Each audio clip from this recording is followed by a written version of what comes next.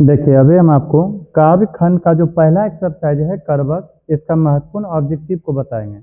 यदि आप इस वीडियो को शुरू से आखिर तक देख लें तो आपको यह अच्छा समझ में आ जाएगा कि करवक से वह कौन कौन सा ऑब्जेक्टिव है जो कई बार बोर्ड एग्जाम में पूछा गया है और आने वाले समय में जो एग्जाम होगा उसमें भी पूछा जा सकता है। इसलिए इस वीडियो को शुरू से आखिर तक देखने का प्रयास करें ताकि हम आपको जल्दी से इसके संपूर्ण ऑब्जेक्टिव को बता सके। तो अब ध्यान से देखिए, पाठ का नाम है करवक। करवक पाठ की रचना किया गया है मलिक मोहम्मद जायसी के द्वारा। मलिक मोहम्मद जायसी के द्वारा। मलिक मोहम्मद जायसी के बारे में चर्चा करें तो इनका एक आंख चेचक रोग ने इस संसार से एक तरह छीन लिया, अर्थात यह चेचक रोग जब मलिक मोहम्मद जायसी को हुआ तो इनका बायां आंख और बायां कान विधाता ने हमेशा के लिए छीन लिया और इसके रंग रूप को भी एक तरह छीन लिए। इसके बाद इनको लगा कि हमें अब कुछ न कुछ अलग करना पड़ेगा, तो ये लेखन के क्षेत्र में ऐसा काम किए जो कि एक तरह से इनके कृतियों बहुत ही फेमस हुए। यदि मलिक मोहम्मद जायसी की चर्चा करें तो ये अनाथ एक तरह से आश्रम में पले हुए थे, क्योंकि इनके माता पिताजी बचपन में ही छोड़ करके चले गए थे। तो इस पाठ का इसे फिलहाल अभी ऑब्जेक्टिव बताना है, विस्तार से हम आपको एक्सरसाइज में बताने का प्रयास करेंगे। तो देखिए, इसमें पहला ऑब्जेक्टिव है चित्र रेखा किस कवि की रचना है। चित्र रेखा जो है ना, मलिक मोहम्मद जायसी की रचना है। चित्र रेखा की रचना क्या है? मलिक मोहम्मद जायसी ने। फिर आगे प्रश्न है, जायसी का जन्म स्थान है। जायसी का जो जन्म स्थान है ना, वह है जायस कब्र अमेठी उत्तर प्रदेश। जायस कब्र अमेठी उत्तर प्रदेश में मलिक मोहम्मद जायसी का जन्म हुआ था। फिर आगे प्रश्न है, मलिक मोहम्मद जायसी की मृत्यु कब हुई? इनकी जो मृत्यु हुई है लगभग 1548 ईस्वी में, और इनका जन्म जो हुआ है 1492 ईस्वी में। लगभग एक आंकड़ा के अनुकूल माना गया है, क्योंकि एक्यूरेट इनका जन्म मरण दिया नहीं है, बस लगभग माना गया है। मलिक मोहम्मद जायसी का जो मृत्यु हुई है लगभग 1548 ईस्वी में। कब हुआ है? 1548 ईस्वी में, जबकि इनका जन्म हुआ है 1492 ईस्वी में। फिर आगे प्रश्न है, मलिक मोहम्मद जायसी कवि हैं। मलिक मोहम्मद जायसी कवि हैं। यदि मलिक मोहम्मद जायसी के बारे में चर्चा करें तो ये प्रेम पीर के कवि है। किस पीर के कवि हैं? प्रेम पीर के, क्योंकि इनके साथ बहुत ही जीवन में दुख हुआ और उसी दुख को इसमें लिखा है। किसमें? करवक पाठ में। तो मलिक मोहम्मद जायसी कवि हैं किस प्रकार के? तो प्रेम पीर के कवि हैं। फिर आगे प्रश्न है, करवक के कवि कौन है? करवक के जो कवि है ना, मलिक मोहम्मद जायसी है। करवक पाठ के कवि कौन है? मलिक मोहम्मद जायसी। फिर आगे प्रश्न आ जाता है, मलिक मोहम्मद जायसी की कविता कौन सी है? मलिक मोहम्मद जायसी की जो कविता है वह है करवक। करवक के रचनाकार कौन है? मलिक मोहम्मद जायसी। फिर आगे प्रश्न है, मलिक मोहम्मद जायसी का जन्म कब हुआ? तो इनका जन्म हुआ था 1492 ईस्वी में। कहाँ? जायस कब्र अमेठी उत्तर प्रदेश में। अर्थात जायस गांव का नाम है, जिला का नाम है अमेठी। कब? गांव का नाम है जायस कब्र और जिला का नाम है अमेठी, और जिस राज्य में उस राज्य का नाम है उत्तर प्रदेश।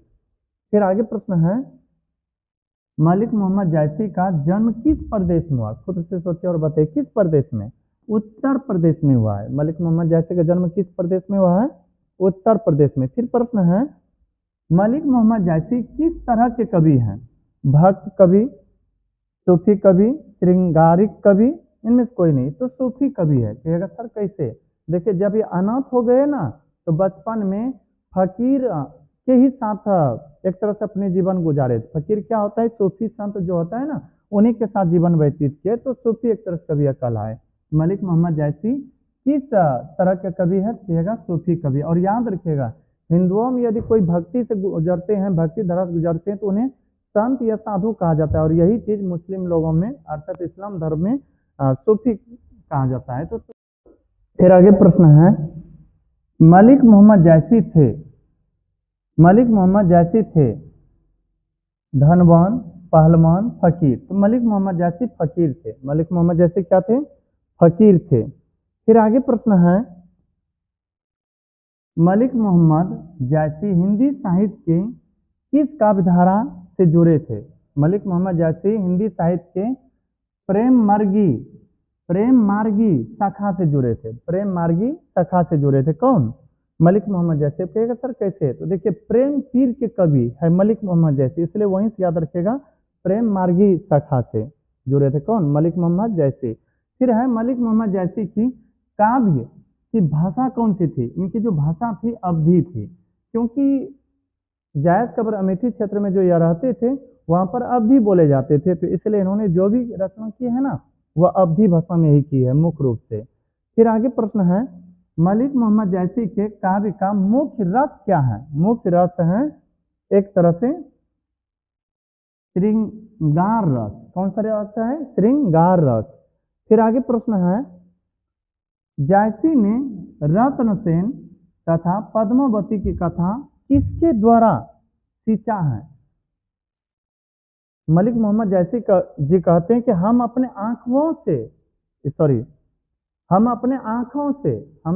आंखों से एकदम नैन जल भों करके, अर्थात नैन से जल निकाल करके रत्नसेन और पद्मावती की कथा को लिखे हैं, तो अपने आंसुओं से। यदि आपसे पूछे कि जैसी ने रत्नसेन और पद्मावती की कथा किसके द्वारा सींचा है, कहेगा अपने आंसुओं के द्वारा। फिर आगे प्रश्न है, निम्न में कौन कृति जैसी की नहीं है? पद्मावत, अखरावत, चित्ररेखा, भक्तमाल। देखिए पद्मावत की रचना जैसी ने क्या है, अखरावत की रचना जैसी ने, चित्र रेखा जो इसकी भी रचना जैसी ने किया है, लेकिन भक्तमाल की रचना जैसी ने नहीं किया है, इसलिए याद रखना है जैसी की रचना कौन सी नहीं है, तो भक्तमाल हो जाएगा इसका उत्तर। फिर आगे प्रश्न है, जैसी का काव्य किस प्रकार की गंभीर एवं व्यापक है? जैसे कि जो काव्य है ना किस प्रकार के गंभीर एवं व्यापक है? तो समुद्र की भांति, जिस तरह समुद्र बहुत गहराई के होते हैं, उसी तरह से इनकी जो कृति है बहुत गहराई में होते हैं, बहुत एक तरह छोटे छोटे पाठ भी बहुत कुछ बता देते हैं। तो फिर आगे प्रश्न है, इनमें से प्रेम के पीर के कवि कौन है? तो प्रेम पीर के कवि हैं मलिक मोहम्मद जायसी। जायसी रचित पद्मावत की भाषा क्या है? उसकी भाषा है अवधी। जायसी के द्वारा जो लिखा गया है पद्मावत, इसकी भाषा क्या है? अवधी है।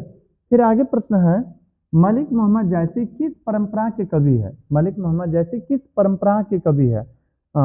आपको यह बात याद रखना कि मलिक मोहम्मद जायसी जो है प्रेम पीर के कवि है, तो देखिए प्रेम से कहीं शब्द होगा, प्रेमाख्यानक। प्रेमाख्यानक काव्य परंपरा के कवि है कौन? मलिक मोहम्मद जायसी। फिर आगे प्रश्न है, जायसी ने अपने आंख की उपमा किससे की है? अर्थात जायसी ने अपने आंख की तुलना किससे की है? इनके पास एक नेत्र है और अपने एक नेत्र की तुलना दर्पण से की है। कभी कहते जिस प्रकार लोग एक ही दर्पण में अपने पूरे शरीर को देख करके निर्मल हो जाते हैं, उसी तरह से हम एक नयन से ही पूरे संसार को देख करके निर्मल हो जाते हैं। फिर आगे प्रश्न है, कौन सी कृति जायसी की नहीं है? पद्मावत, अखरावत, आखिरी कलम, मृगावती। तो मृगावती जो है ना, मृगावती या जायसी की रचना नहीं है। और इससे ऊपर में जो था क्या सब था?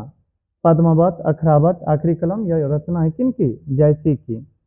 फिर आगे प्रश्न है, पद्मावत किसकी रचना है? पद्मावत जो है ना मलिक मोहम्मद जायसी की रचना है। बस इस वीडियो में इतना ही। यदि यह वीडियो आपको अच्छा लगा हो तो हमारे वीडियो को लाइक कीजिएगा, और अभी तक यदि चैनल को सब्सक्राइब नहीं किए होंगे तो कर लीजिएगा, ताकि जो भी इस तरह से वीडियो अपलोड करें वे आप तक आसानी से पहुंच सके। मिलते हैं किसी अगला वीडियो में, तब तक के लिए धन्यवाद।